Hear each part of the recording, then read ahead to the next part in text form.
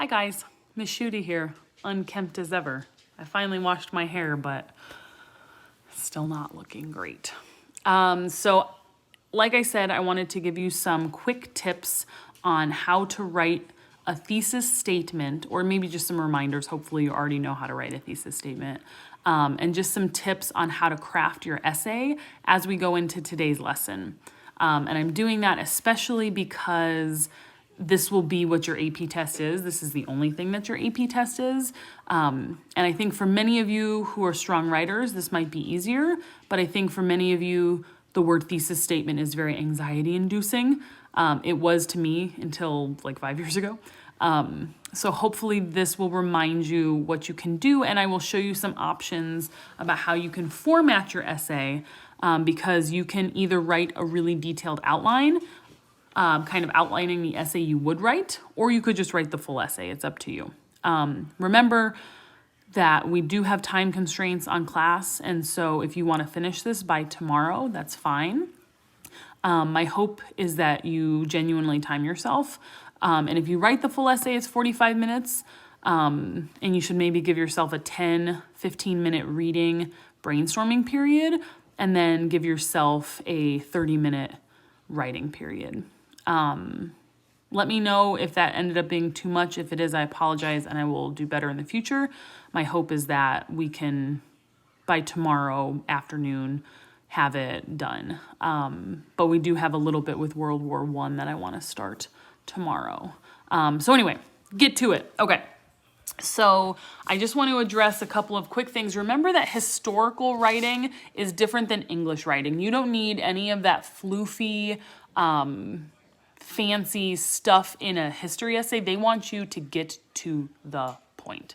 My graduate professor in history has repeatedly told us, if you can write something in 5 words, don't say it in 10 words. So like, get to the point.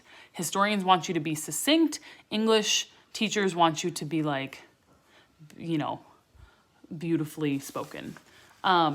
So using the prompt that you guys already wrote about, the question was, evaluate the extent in which rulers of the early modern era differed in their methods of establishing authority. It's a very broad question. You can answer it in a multitude of ways, as long as you write a thesis that answers the prompt, not a statement, not just a fact about the prompt. You have to have a position on the prompt, which means like, what do you think about it? And you have to explain why you have that position. That's called a rationale. So you have a topic, right? What are you writing about? A position on that topic, how do you feel?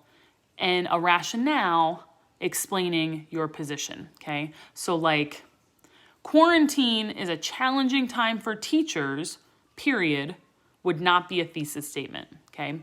Quarantine is a challenging time for teachers because they need to completely put their curriculum online in a short amount of time under great pressure, period. That's a thesis because I explained my position. Does that make sense? That's really important, okay? And then the other important thing is you have to tie your evidence always really obviously, like almost grossly obviously, right? You have to make it so obvious to the reader that this evidence, this thing that you're saying, this example is tied, oh, look, over here to my thesis, okay? So be sure to do that. If you outline your essay, you could do that, and you could just write, and this again will be in plain book, you could just write a sentence of context plus the thesis, there's your intro, and then you could just write the main point for each body paragraph, of which there should be 3, okay? So you're shooting for a 5-paragraph essay, maybe 6, but the body paragraphs are where you really want to bulk up, okay? There is a video, an optional video for you to watch from another AP teacher who's outlined the DBQ. He gives a much more succinct rundown and a much more professional one than what I'm doing right now in my kitchen. But you need to just really make sure your thesis is fleshed out, and then your examples that defend your thesis are really on topic, okay? And then remember, you can be really obvious in how you say your here's my evidence, okay? So like one of you had said, one